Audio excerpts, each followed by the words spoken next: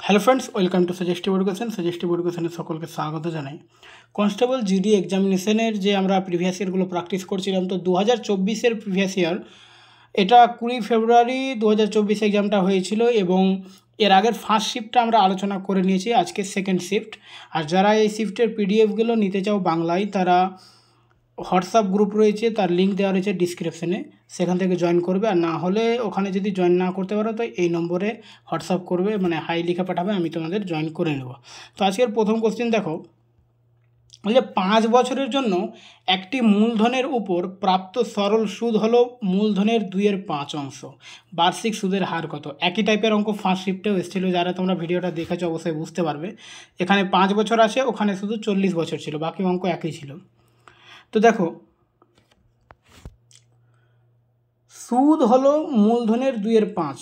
এ কথার অর্থ হচ্ছে যে মূলধন যদি 5 হয় তাহলে সুদ হবে 2 টাকা। মূলধন যদি 5 হয় তাহলে সুদ হবে 2 টাকা। আচ্ছা, আমরা সরল সুদের একটা সূত্র জানি যে P/100 সমান সুদ হয়, মানে ইন্টারেস্ট। এটা সূত্রটা আমরা জানি অবশ্যই। তো এই সূত্রটা আমি যদি করি তাহলে পি সমান এখানে মূলধন অর্থাৎ 5, তারপরে টাইম হচ্ছে 5 বছর, আর আরটা অর্থাৎ পার্সেন্টেজটা চেয়েছে নিচে 100 সমান সুদ কয় টাকা হচ্ছে? 2 টাকা। আমরা যেহেতু মূলধনটাকে 5 ধরেছি, তাহলে এবার ক্যালকুলেশন করো। 5 20-তে 100, 4 5-এ 20, তার মানে আর সমান হয়ে যাবে কত? R/4 = 2, তার মানে আর সমান হয়ে যাবে, এটা গুণ হয়ে যাবে 8, অর্থাৎ আর সমান 8%। যদি 6টি কলমের ক্রয় মূল্য 5টি কলমের বিক্রয় মূল্যের সমান হয় তাহলে লাভ ক্ষতি শতাংশ নির্ণয় করুন। কি বলছে এখানে দেখো, এই ধরনের অঙ্কতে দেখো 6টি কলম ক্রয় করেছে এবং 5টি কলম বিক্রয় করেছে, তার মানে একটি কলম তার লাভ হয়েছে।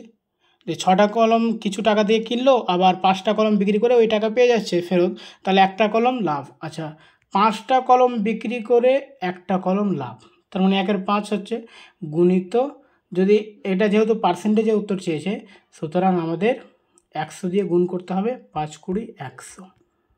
তো যে এখানে 20 দুটোতে আছে, তো আমরা এমনিতে বুঝতে পারলাম যে 6টা কলম কিনছে আর 5টা কলম বিক্রি করছে, একটা কলম লাভ হচ্ছে, তো সুতরাং আমাদের অ্যান্সার হবে 20% লাভ। 3 নম্বর অঙ্ক দেখো, 5টি সংখ্যার গড় হচ্ছে 32। যদি একটি সংখ্যা অপসারণ করা হয় তাহলে গড় 28 হবে। অপসারিত সংখ্যা কত? দেখো, 5টি সংখ্যার গড় 32, তার মানে 5টি সংখ্যার মোট কত হবে? 5 × 32, অর্থাৎ 5টা সংখ্যার মোট মানে যোগফল। তো এটা যোগফল কত হবে? 5 2 10, 3 5 15 16, 160। আচ্ছা, এখানে বলছে একটা সংখ্যা অপসারণ করা হয়েছে, অর্থাৎ বাদ দেওয়া হয়েছে, তার মানে সংখ্যা কটা আছে? 4টি। তো 4টি সংখ্যার এখানে গড় হচ্ছে 28, তার মানে 4টা সংখ্যার মোট কত হবে? 4 8 32, আর 4 2 8, 8 3 11, 112। তো এখানে দেখো 5টা সংখ্যার মোট হচ্ছে 160 আর 4টা সংখ্যার মোট হচ্ছে 112, তার মানে 160 থেকে 112 বাদ দিয়ে দিলে যে একটা সংখ্যা বাদ দিয়েছে ওটা সংখ্যা বেড়ে যাবে, তার মানে এখানে 5টা সংখ্যা রয়েছে, এখানে 4টা সংখ্যা রয়েছে।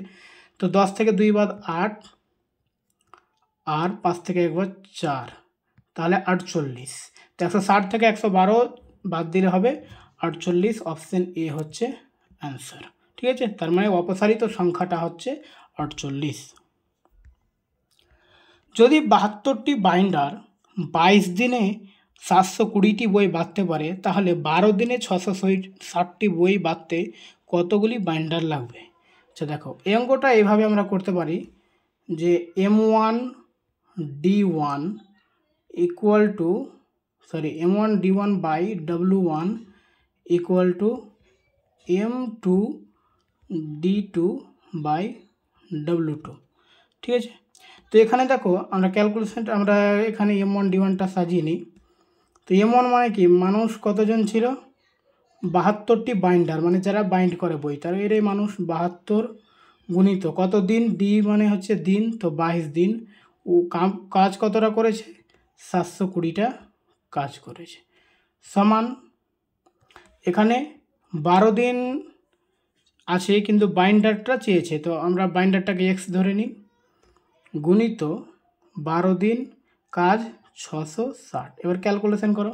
আচ্ছা দেখো, সমানের এপার ওপর আছে, আমরা এখানে প্রথমে দেখো সমানের এপারে ওপরে আমরা কাটতে পারি, ঠিক আছে। তো এখানে শূন্য, এই শূন্য কেটে দেব, আর আমরা এই 72 এখানে কেটে দিই।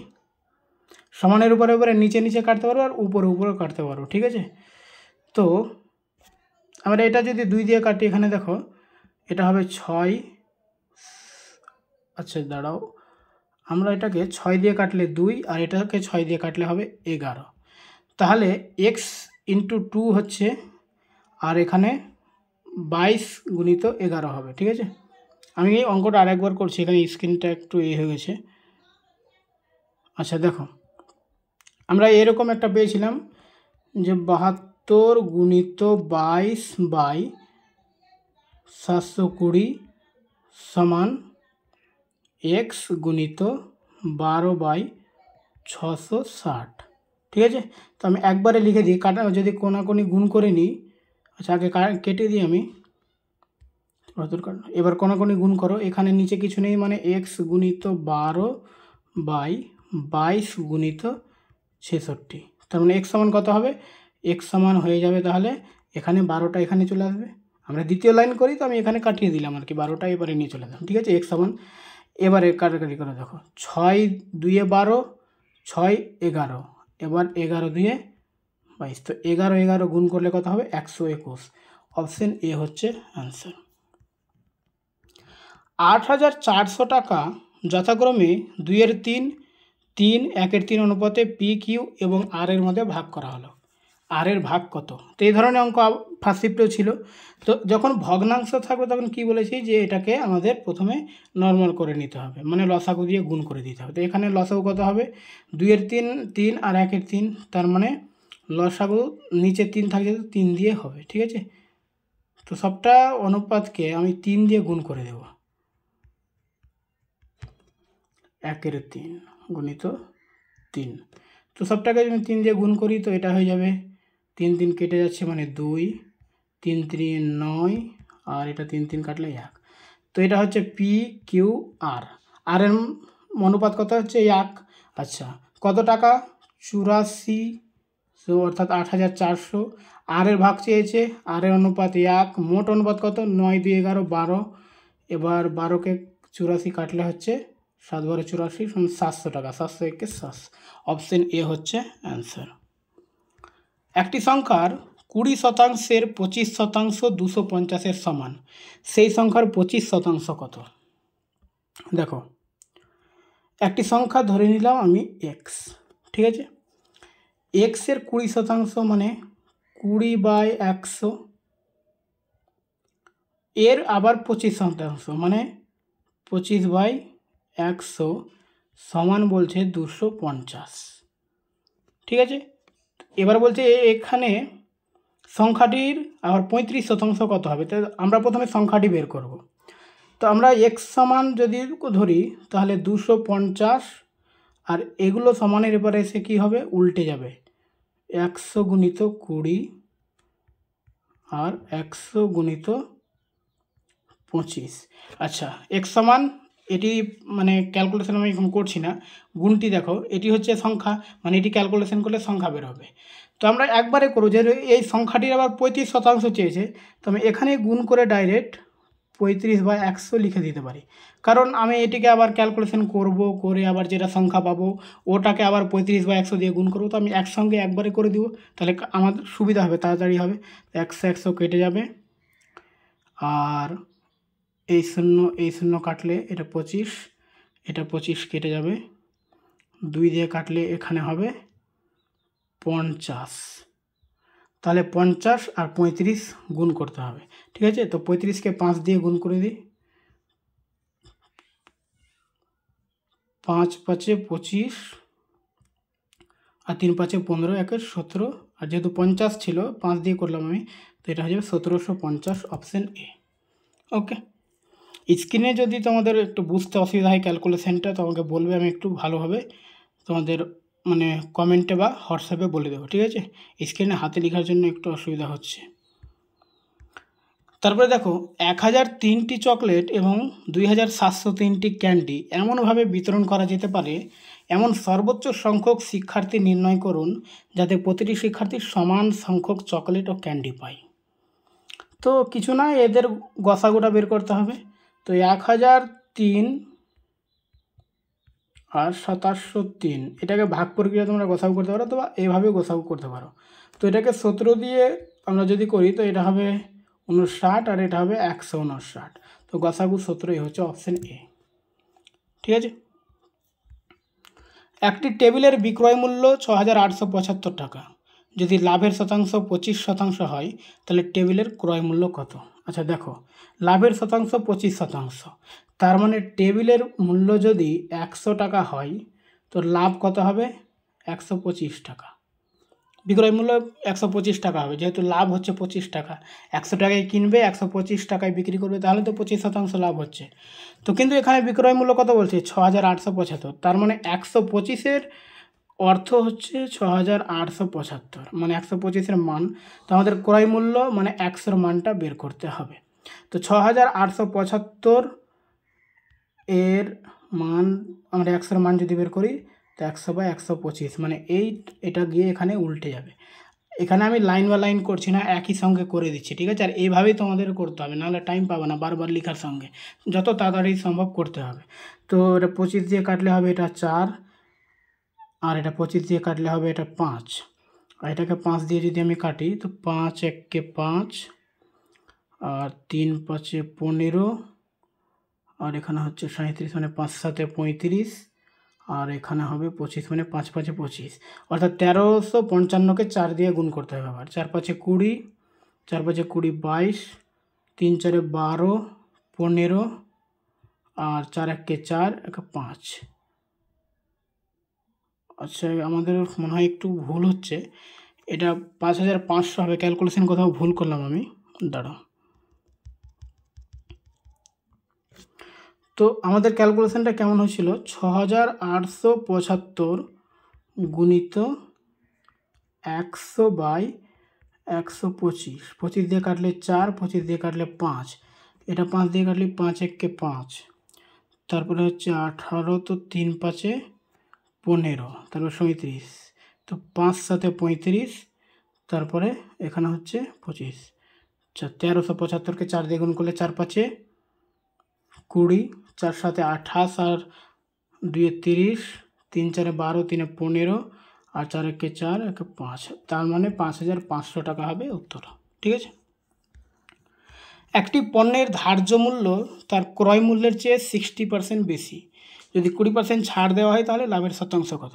তো দেখো, ধার্য মূল্য আর ক্রয় মূল্য এটা আমাদের বুঝতে হবে। ধার্য মূল্য মানে কি? যেটা প্যাকেটে লেখা থাকে। আর ক্রয় মূল্য মানে ও যেটা দামে কিনে নিয়ে এসছে। তো দেখো, ধরো যে আমি ক্রয় মূল্যটা 100 ধরলাম, তার মানে কি ধার্য মূল্য 160%, মানে ধার্য মূল্য 160 টাকা করা আছে, মানে প্যাকেটে 160 টাকা লেখা আছে আর ও 100 টাকায় কিনে নিয়ে এসছে। যদি 160 টাকায় বিক্রি করে দেই তাহলে ওর 60 টাকা লাভ হবে, কিন্তু না, ও বলছে যে প্যাকেটে যা দাম আছে তার থেকে আমি 20% ছাড় দেবো, মানে 160 টাকার উপরে আমি 20% ছাড় দেবো। তো 160-এর 20% আমরা বের করি, তাহলে এটা হয়ে যাবে 16 দিয়ে 32। তো বলছে 160 টাকা আছে, তো 20% ছাড় দেবো, মানে 32 টাকা ছাড় দেবো। তাহলে 32 টাকা যদিও ছাড় দেয় 160 টাকার উপরে, তার মানে এখানে 128 থাকবে। এবারে ছাড় দিয়ে ও 128 টাকায় বিক্রি করছে, কিন্তু ও কিনেছিল মোট কত টাকায়? 100 টাকায় কিনেছিল। ও ছাড় ধার্য মূল্যের উপরে ছাড় দিয়েও আবার 128 টাকায় বিক্রি করছে, তার মানে এখনও ওর 28 টাকা লাভ হচ্ছে, অর্থাৎ 28% লাভ। ওকে। ভূমির ব্যাসার্ধ 70 সেমি এবং উচ্চতা 14 সেমি বিশিষ্ট একটি সিলিন্ডারে বক্রপৃষ্ঠের ক্ষেত্রফল কত? এখানে একটু এইভাবে দেখবে যে অনেকগুলো বৃত্ত এরকমভাবে জোর লাগিয়ে মানে একের উপরে বৃত্তগুলো রেখে রেখে রেখে রেখে একটা সিলিন্ডার তৈরি হয়, গোল গোল গোল গোল রেখে রেখে সিলিন্ডার তৈরি হয়। তো এখানে উচ্চতা, ধরো যে আমি 70 সেমি ব্যাসার্ধ বিশিষ্ট বৃত্তের আগে আমাদের পরিধি বের করতে হবে, ঠিক আছে। যেহেতু বক্রপৃষ্ঠের ক্ষেত্রফল চেয়েছে বাইরেটা, তো পরিধি কত? 2 পাই আর মানে 22/7 বাই আর মানে 70, ঠিক আছে। পাই 2 পাই আর হয় পরিধির সূত্র। এবার এখানে কতটা আছে? এখানে 14টা আছে। আমি এইভাবে বললাম, নাহলে সূত্র মুখস্থ করতে পারো। সিলিন্ডারের বক্রপৃষ্ঠের ক্ষেত্রফল মানে হচ্ছে 2 পাই আর এইচ, ঠিক আছে। তো আমি একই জিনিস বসিয়েছি, 2 পাই মানে হচ্ছে 22/7, আর এর মান দেওয়া আছে 70, আর এইচ মানে উচ্চতা, হাইট হচ্ছে 14, ঠিক আছে। এবার ক্যালকুলেশন করে নাও। এটা ক্যালকুলেশন করলে হবে এখানে 10, আর নিচে কিছু নেই। চলো এটিকে গুণ করতে হবে। তো 22 দিয়ে 44, আর এখানে 14 10 140। তো 140কে আমি যদি 44 দিয়ে গুণ করি তাহলে কত হবে? 0, 4 4 16, 4 1 4 5, 560। আবার এখানে যদি আমি 560, আমি উপরে লিখছি, এখানে একটা অসুবিধা হচ্ছে। তো 560, আবার এখানে যদি 560 করি তো এটা যোগ করলে কত হবে? 0 6 5 6 11, 5 1 6, 61 60। অপশান ডি হচ্ছে অ্যান্সার। ওকে, ক্যালকুলেশনে আশা করি তোমাদের অসুবিধা হবে না। আমি অঙ্কটা যেভাবে সাজিয়ে দিচ্ছি তোমরা ক্যালকুলেশনটা করে নেবে। আমার এখানে স্ক্রিনে যদি অসুবিধা হচ্ছে একটু, তোমরা খাতায় করবে, কোনো টেনশন হবে না। 9,000 টাকা চক্রবৃদ্ধি সুদে 80% হারে ধার দেওয়া হয়। অর্ধবার্ষিকী চক্রবৃদ্ধি 12 মাসের চক্রবৃদ্ধি সুদ কত?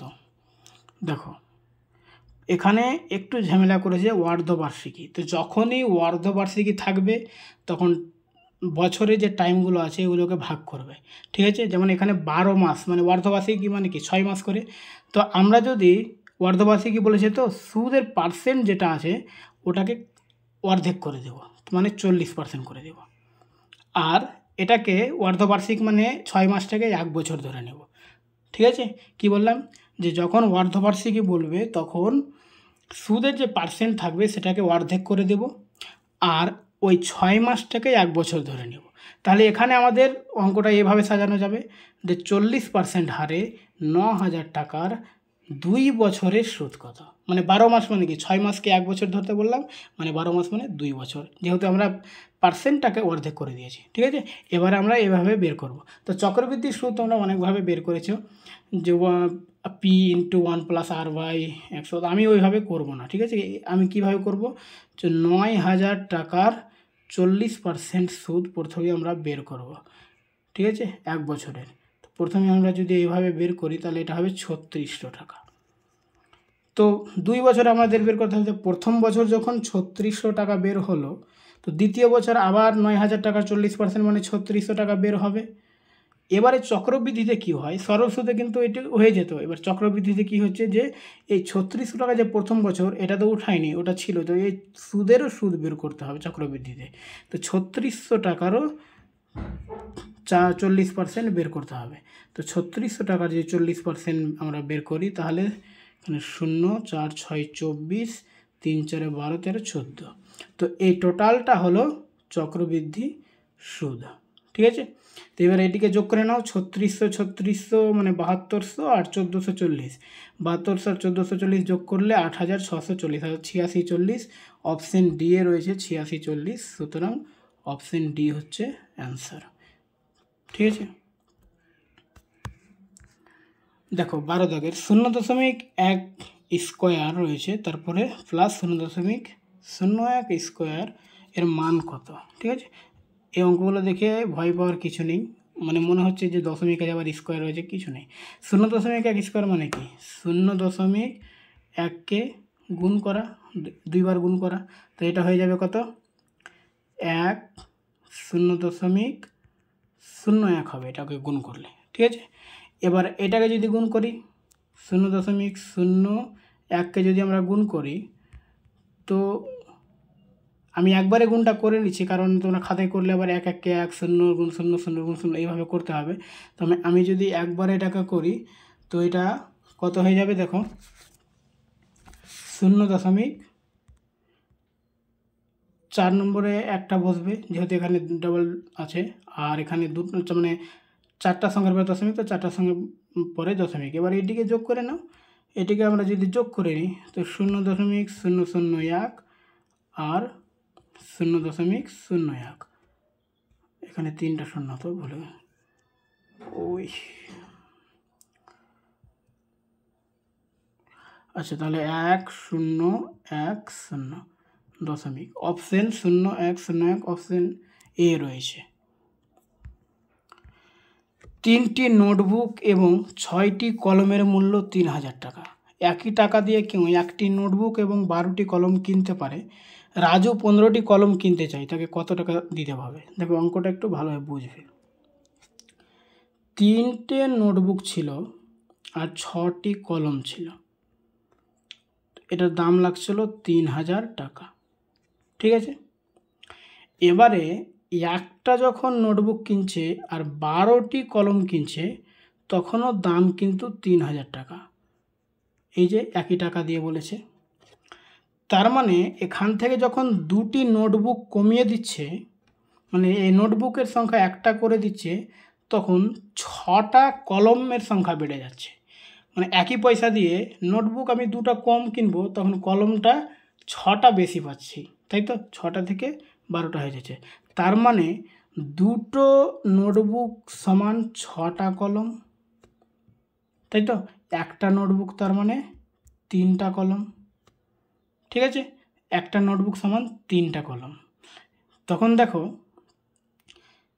তার মানে 3টা নোটবুক সমান 9টা কলম। তো এখানে 3টি নোটবুক আর 6টি কলম, তো 3টি নোটবুক মানে কি 9টা কলম আর 6টি কলম মানে 15টা কলম। আর এখানে দেখো অঙ্কতে এই যে এখানে 15টা কলমই কিনতে বলেছে, তার মানে 3টি নোটবুক আর 6টি কলমের যেটা দাম, 15টা কলমের একই দাম, অর্থাৎ অপশন এ 3000 টাকাই দাম। ঠিক আছে, একজন ব্যবসায়ী তার পণ্যকে ক্রয় মূল্যের চেয়ে 50% বেশি ধার্য মূল্য করে। এই অঙ্কটা একই ধরনের অঙ্ক, আমরা 60% দিয়ে করলাম, কোনো টেনশন নেই। 100 টাকা ক্রয় মূল্য, ধার্য মূল্য রেখেছে 150 টাকা। তো এই 150 টাকার 20% ছাড় দিবে, তার মানে 30 টাকা ছাড় দিবে। তো 150 টাকায় আমি যদি 30 টাকা বাদ দিয়ে দিই, তাহলে কত থাকছে? 120 টাকা। অর্থাৎ তখনও তার 100 টাকার জিনিস 120তে বিক্রি করছে, মানে 20% লাভ হচ্ছে। দুটি সংখ্যার গুণফল হলো 720 এবং তাদের গরিষ্ঠ সাধারণ গুণনীয়ক হলো 4। এই সংখ্যাগুলির লঘিষ্ঠ সাধারণ গুণিতক কত? তার মানে অঙ্কটাতে কি বলছে, যে দুটি সংখ্যার গুণফল হচ্ছে 720, গসাগু হচ্ছে 4, লসাগু কত?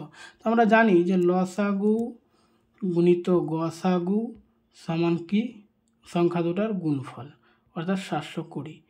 তো এখানে গসাগুর মানও দেওয়া রয়েছে 4, তো আমরা এখানে এর মানটা আমরা 4 বসিয়ে দিই। ঠিক আছে, তো লসাগু সমান কত? তার মানে লসাগু মানে হচ্ছে 720/4, তার মানে হবে 180। 4 8 72 0, 180 অপশন এ। একটি গোলকের ব্যাসার্ধ 50% বৃদ্ধি পায়, এর আয়তন কত শতাংশ বৃদ্ধি পাবে?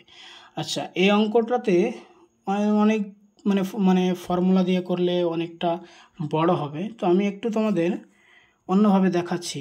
যে ধরো গোলকের আমরা যদি আয়তন বলি, তো 4/3 পাই আর স্কোয়ার হয়। ঠিক আছে, এবার এই 8 হচ্ছে 100 ছিল, তো এটাকে 150 করে দেবে। তো এখানে আমি একটা সূত্রটা বলেছি, এটা কিউব হবে। তো যখন গোলকের ব্যাসার্ধটা 100 থাকছে, তো 4/3টা 4/3 রেখে দিচ্ছি আমরা। এখানে দেখো নতুন যেটা ক্ষেত্র আয়তন হবে, তো 4/3, এখানে যদি আমরা 100 কিউব ধরি, মানে 8-এর মানটা দেখছি, আর-এর মানটা। ঠিক আছে, তার মানে 50% বেড়ে যাচ্ছে, মানে কি এখানে এই আর-এর মানটা হয়ে যাবে 150 কিউব। ঠিক আছে, তো এই 4/3 আমরা কোনো কানেকশানটা এখন দেখব না, এখান থেকে অঙ্কটা হয়ে যাবে। এবারে 100-র কিউব মানে কি? 100-র কিউব মানে 1-এর পরে 6টা শূন্য, 2টা শূন্যকে কিউব করলে 6টা শূন্য হয়ে গেল। আর 150-এর কিউব যদি তোমরা ক্যালকুলেশন করো, তো 150-এর কিউব হবে 300, হ্যাঁ 150-এর কিউব হবে 300, আচ্ছা 3375, আর 3 শূন্য যখন এটাকে গুণ করবে, আমি গুণ করেছি, এখানে গুণ করলাম না। ঠিক আছে, তো এবার এটাকে দেখো বিয়োগ করে দাও, 100 ছিল আর যেটা বৃদ্ধি পেল, বৃদ্ধি পাওয়ার পরে এটা হয়ে গেল, তার মানে বিয়োগ করলে কত হবে 2 3 7 5 0 0। এবার 2 3 7 5 এটা বৃদ্ধি পেয়েছে, ঠিক আছে। এবারে এটা আরও ক্যালকুলেশন করতে হবে যে পার্সেন্টেজে কত বৃদ্ধি পেল, মানে নিচে 1 দিয়ে 6টা 0, উপরে 2 3 7 5 0 0 গুণিত 100। এখানে পার্সেন্টেজ করলে কিন্তু দেখবে যে এদিকে 0 0 কেটে উঠে 2 3 7 5 আসছে, ঠিক আছে। তো 2 3 7 5 একটা অপশানে রয়েছে, এটা হচ্ছে বি, অপশান বি হবে অ্যান্সার। বাকি অন্য নিয়মে করতে পারো। যদি এক্সের 45% ওয়াইয়ের 15%-এর সমান হয় তাহলে এক্স ওয়াইয়ের মান কত? এক্সের 45 মানে এক্স 45 আর নিচে 100, পার্সেন্টেজ বলেছে শতাংশ, সমান ওয়াই 15 নিচে 100। তো 100 কেটে গেল, 45 এটা হচ্ছে 3 আর এটা হচ্ছে 1। এখানে কিন্তু ভুল করবে না, অপশানে 3 1 দেওয়া রয়েছে, 3 1 উত্তর হবে না, কারণ এখানে x3 আর y1 রয়েছে। তো এক্স বাই ওয়াই করতে হবে প্রথমে। তো এক্সের মান 3 ছিল, তো এটা 3 চলে আসবে এখানে নিচে, y1টা উপরে চলে যাবে। দেখো এটাকে আবার আমরা যদি কোনাকুনি গুণ করি তো x3 y1 চলে আসবে, এই জিনিসটা। সুতরাং এখান থেকে অনুপাত হবে এক্সের মান 1 ওয়াইয়ের মান 3, ঠিক আছে, এটা ভুল করবে না। 32-এর পূর্বের সকল মৌলিক সংখ্যার গড় কত হবে? তো আগে 32-এর পূর্বের সকল মৌলিক সংখ্যা আমাদের দেখতে হবে। তো 32-এর আগে মৌলিক সংখ্যাগুলো কি কি? 2 3 5 7, তারপরে কি থাকছে 11 13, তারপরে হচ্ছে 17, তারপরে 19, তারপরে 23 25 26 27 28 29 আর একটা 31। তো এগুলোকে আচ্ছা টোটাল কটা সংখ্যা হচ্ছে 1 2 3 4 5 6 7 8 9 10 11টা সংখ্যা আছে। এবার এগুলোর গড় বের করতে হবে। গড় মানে কি, সংখ্যাগুলোকে যোগফল করতে হবে আর যটা সংখ্যা রয়েছে ওটা দিয়ে গুণ মানে ভাগ করে দিতে হবে। তো এই সংখ্যাগুলোকে আমরা যদি যোগ করি সংখ্যাগুলোর যোগফল হবে 160। 11টা সংখ্যা রয়েছে, 11 দিয়ে ভাগ করবো, 160কে 11 দিয়ে ভাগ করলে তো 11 1 11, আর এখানে থাকছে কত 50 মানে 4 11 40, তো 14.54 আসবে, ঠিক আছে। Option A 14.54। স্বপ্নিল 16 দিনে একটি সোফা তৈরি করতে পারে। রেবতীর সাথে একসাথে কাজ করলে সে 128/17 দিনের মধ্যে কাজ শেষ করতে পারে। রেবতী একা কাজ করলে কাজটি সম্পূর্ণ করতে কতদিন সময় লাগবে? ক্যালকুলেশনটা একটু এরা মানে ডিফিকাল্ট করছে। তো দেখো স্বপ্নিল করছে 16 দিনে, আর রেবতী প্লাস স্বপ্নিল একসঙ্গে করছে 128/17, ঠিক আছে। তো এবারে দেখো নিচে যে 17 চলে এসছে কি না, তো নিচের 17টাকে আমাদের করে দিতে হবে, মানে মানে ভাগাতে হবে এটা।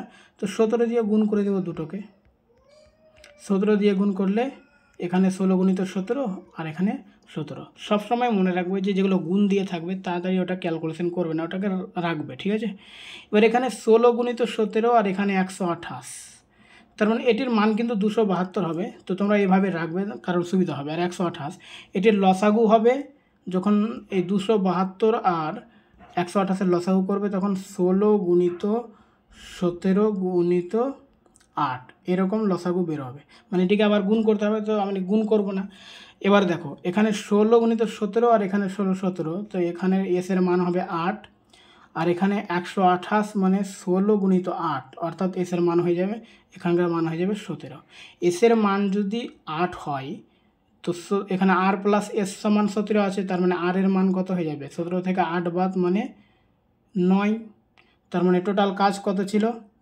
টোটাল কাজ ছিল 128 বাই, এবার রেবিতা একা করবে 9 দিনে। অপশন এ হচ্ছে অ্যান্সার, ঠিক আছে।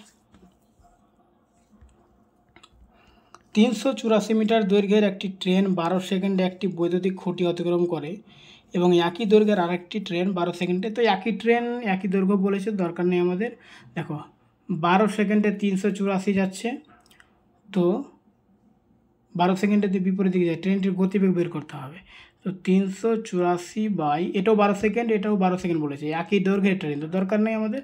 384কে 12 দিয়ে যদি ভাগ করি তো 32 হবে। Answer option D. ওকে।